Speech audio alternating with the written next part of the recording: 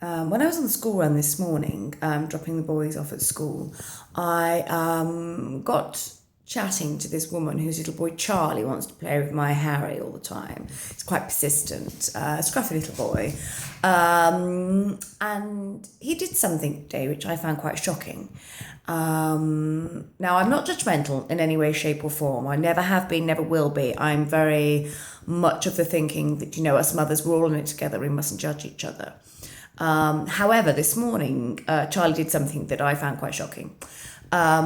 While standing in the queue to go into school, he opened his lunchbox to show Harry what was in it.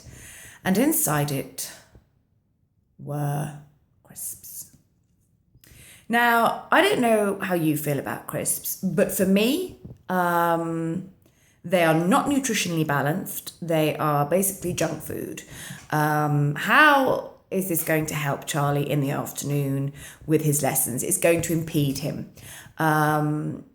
I don't know at what level his mother thinks that crisps are acceptable. For me, I would have substituted with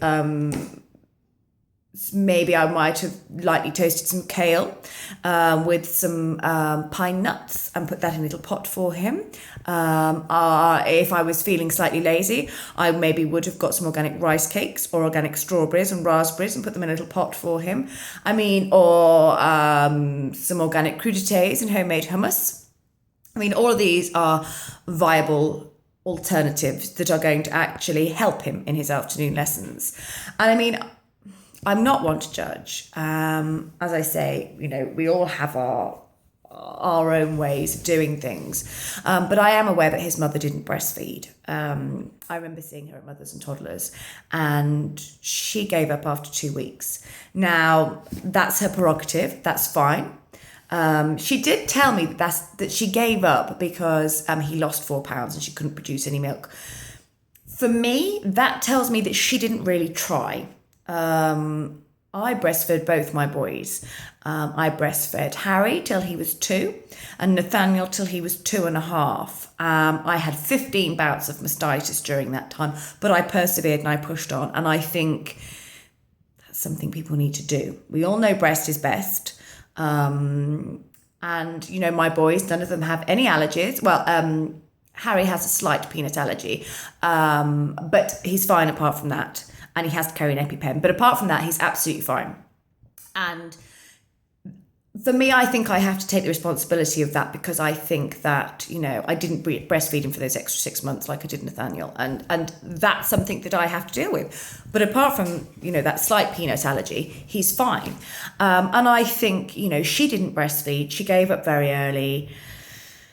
She's making poor judgment calls on his lunchbox. I think she likes to take the easy way out. And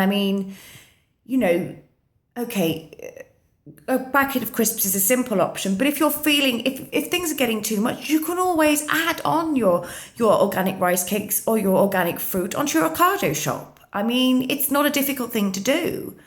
Not that I'm judging her at all in the slightest, as I say.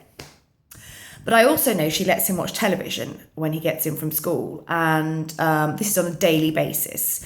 And he gets to watch CBBC, sorry. And we're not talking David Attenborough here. This is not educational for him. This is mind-numbing television.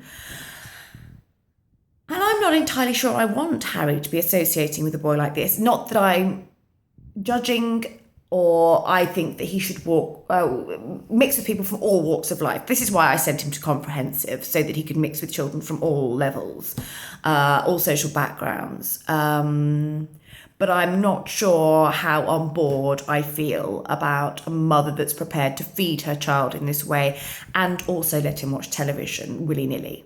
Hang on, I'm going to have to go because it's 20 to 9 and I need to go and pick the boys up from their Latin lessons with their tutor. I'd love to know what your thoughts are and how you feel about this, whether you agree with me, because as I say, we're not judging, in any way, shape or form, but I just don't think it's right. Let me know your thoughts.